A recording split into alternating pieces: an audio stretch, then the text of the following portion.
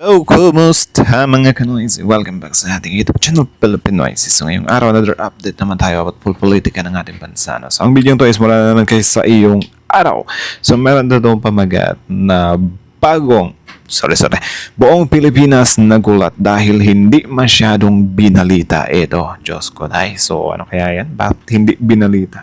So yun yung panonoorin natin ngayon, men. And I think good news to siya. And at the same time, bad news to sa mga details. So, kung gusto nyo malaman kung ano yung nasa loob ng video to is samahan nyo kumanood. So, again, ang video to is mula kasi yung araw, supportahan nyo yan. Tapos, syempre, kung trip nyo ng mga ganitong reaction video, may kasama kayo manood, huwag nyo na rin kalimutan supportahan yung YouTube channel natin. Full of noises. So, mga kanoisy, hindi na natin ito patatagalin. Pasimulan na natin magkaagawin pa na China. So, again, ang pagkat ng video nito, buong Pilipinas nagulat dahil hindi masyadong binalita ito. Sa yung araw, Pilipinas, like, comment, share, subscribe. Start. Oo, hindi lang tayo masyado updated, pero kapag nabayaran na, saka tayo na-inform. Pangulong Bongbong Marcos, ginulat ang buong bansa. Start zero para trillion. Okay. Oo, hindi lang tayo masyado updated, pero kapag nabayaran na, saka tayo na-inform. Pangulong Bongbong Marcos, ginulat ang buong bansa. Pati mga kritiko, nagulat din. Pati ako nanlaki ang mata.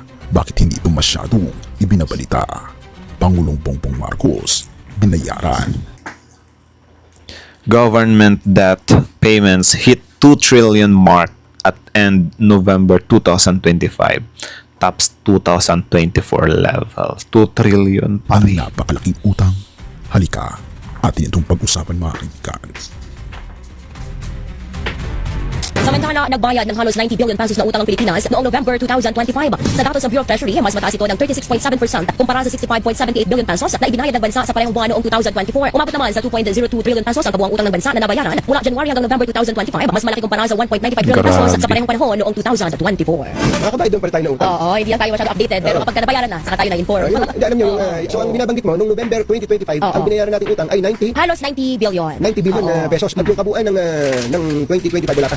2.02 trillion pesos. Ang buong 2025. Oo, ang nabayaran. Ang nabayaran natin. Oo. Isipin nyo, ang budget natin noong 2 trillion. Diba? So at least nagbabayad. Ang maganda sana nito kung 2026, 2027, 2028 is dagdagan nila ng bayaran Kasi yan naman talaga yung dapat gawin talaga ng Marcos era ngayon. Yung mag-iwan talaga sila ng legacy kung nila na yung susunod mga Marta, di ba? Is baka ulit sa politika. Yung Aimee, wag na yun. Wag niyong anuhin yung Aimee. So siguro si Sandro dapat mag-iwan siya ng mga ganitong legacy. Yeah. noong last year, magkano? 6.320 plus trillion. So lumilitaw na more than 30% o humigit kumulang 30% ng budget natin. Pambayad na ng utang. Napunta doon. Pero ang importante, Sa babayaran. pambayad tayo ng utang. Pwede ulit tayo umutang tayo. Ito ang balitang tila pilit na itinatago sa mainstream media. Pero ang katotohanan ay lumalabas na ngayon. PBBM, ginulat ang buong bansa sa gitna ng ingay ng politika, tahimik na binabayaran ng administrasyon ni Pangulong Marcos ang ating mga utang sa parang hindi natin inaasahan. 2 trilyong pisong utang, binayaran. Akala ng marami ay lulubog ang Pilipinas sa utang sa ilalim ni President Bongbong Marcos, pero nanlaki ang mata ng mga eksperto at gayon din ng mga kritiko nang lumabas ang ulat na umabot na sa 2.024 trilyong piso ang naibayad ng gobyerno hanggang nitong Nobyembre 2025. Nalampasan na nito ang kabuang bayad noong 2024. Therefore, kailangan mong malaman kung bakit hindi masyadong ibinabalita sa telebisyon o sa mga mainstream media. The government debt just keeps getting bigger, hitting a record 17.65 trillion pesos And by the end of November. national government debt hits 17.6 trillion record high. So ito yung binalita nila, yung paglobo pa lang ng utang. So yung pagbayad hindi. Bakit kaya? Bureau of the Treasury data shows this is up nearly 0.5% from 17.56 trillion pesos in October 2025, already above the government's own 17.36 trillion peso projection. The rise stems from net issuance of domestic and external debt, partly offset by lower valuations of foreign currency debt thanks to the peso's appreciation. Ang secret na pagbabayad. Bakit nga ba nagulat ang lahat? Ayon sa Bureau of Treasury, dinoble ng Administrasyong Marcos ang pagsisikap na bayaran ang mga interest sa loob at labas ng bansa. Pero ang hindi napapansin ng marami ay bilyong-bilyong napupunta sa mga lokal na nagpapautang. Ang interest Yung ba pala par? na naibayad, Yung pagbabayad ba ng utang base, peso na pala siya, Akala ko kasi, for example, like that, sobrang taas ng dolyar ngayon, like 58, 59. Tapos kung babayaran mo ba siya ngayon, mahal? Parang hindi pala, kasi parang fixed na pala siya as 17 point something trillion pesos. Sorry about that. Napatanong lang.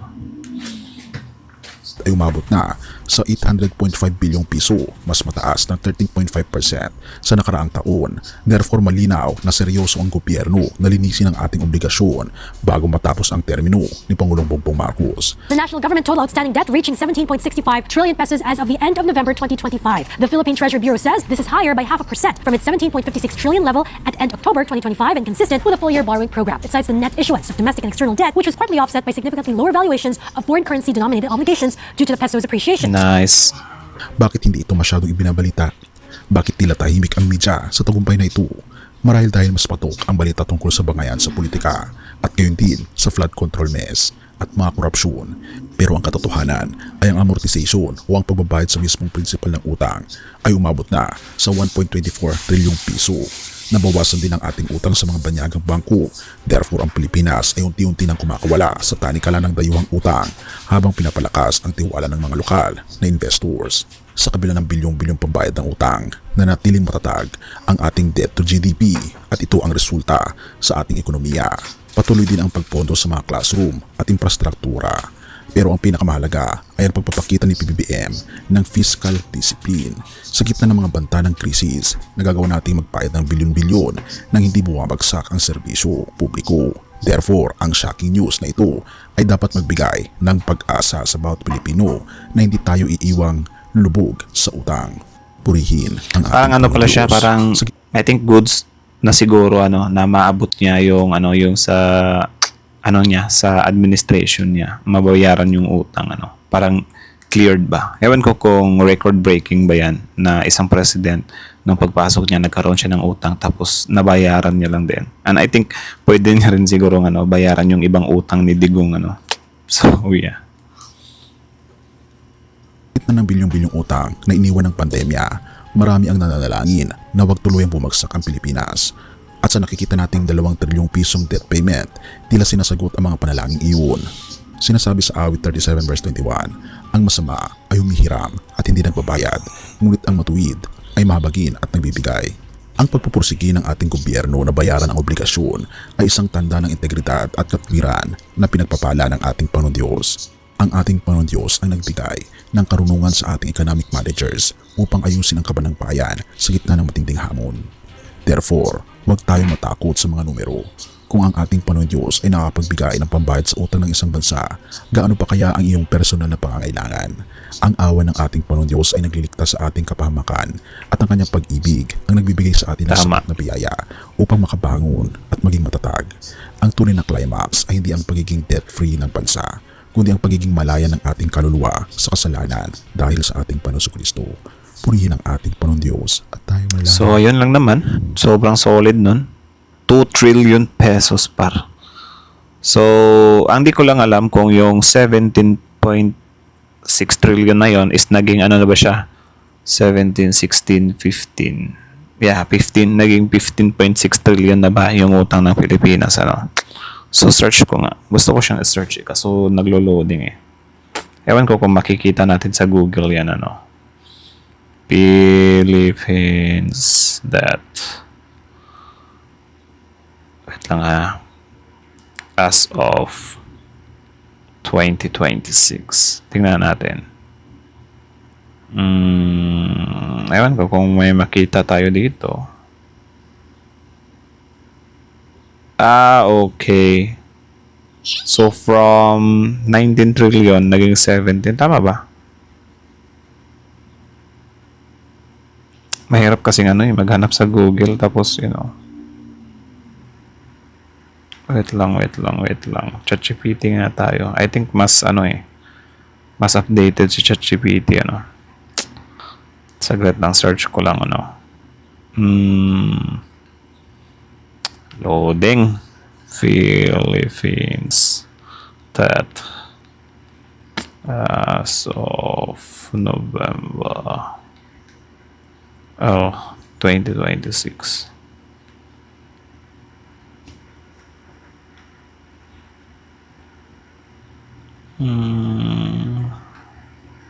17.56 nga.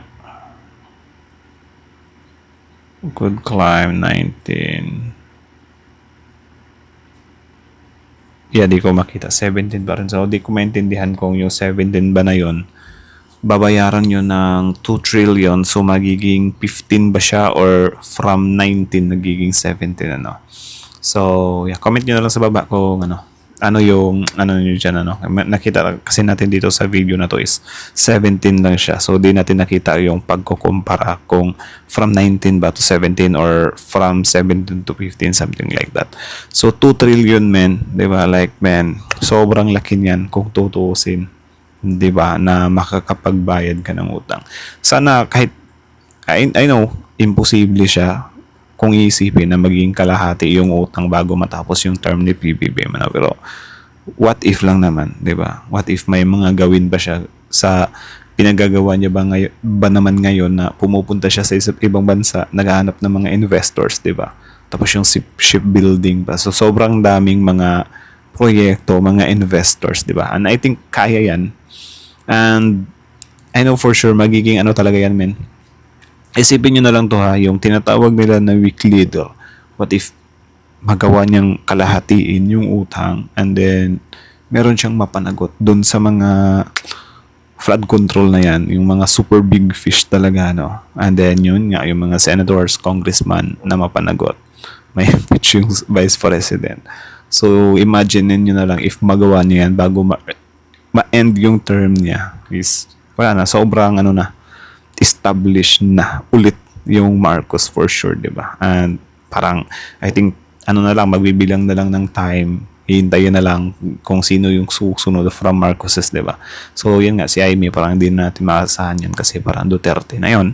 So, si Sandro lang, hindi ko alam kung baka next election magsisenador na ba siya or same pa rin, congressman pa rin, But I think pwede na siguro siya na magsenador kung mag-iiwan yung tatay niya ng napakaraming legacy ngayon, 'di ba? Like napakaraming improvement ngayon. I think possible talaga na papasok si Sandro Marcos as a senator, So yeah, that's it. Sobrang amazing nun. Kayo anong masasabi niyo dun sa utang na yon na 2 trillion. Yan nga lang sometimes yung media syempre hindi nila ipipick up yan, especially yung mga DDS. Di nga natin alam kung alam na mga DDS to di ba, na nabayaran yung utang. Siguro kung malalaman man nila yan, syempre, gagawan pa rin nila ng hot issue pa rin, di ba? Sisiraan pa rin nila yan kasi gano'n naman talaga sila always, di ba? Pero kita nyo naman yan. Ang sa atin lang talaga dito, ipagdasal natin na sana magtuloy-tuloy pa. Di ba? Like every year hanggang sa matapos yung term niya, di ba? Mabayaran niya yung some kind utang. So, yeah, yung 2 trillion kasi na yan, sobrang laki na yan kung tutuusin Di ba? So anyways, that's it na lang muna. Thank you so much for watching. Again, sa yung araw, supportahan nyo yan. Original video link in the description box below. Panoorin nyo rin, subscribe nyo rin. Tapos syempre, bago nyo iwan yung YouTube channel natin, please noisy, like, comment, share, subscribe sa mga kanoisy. That's it. Thank you so much for watching. Philip Noisy is out.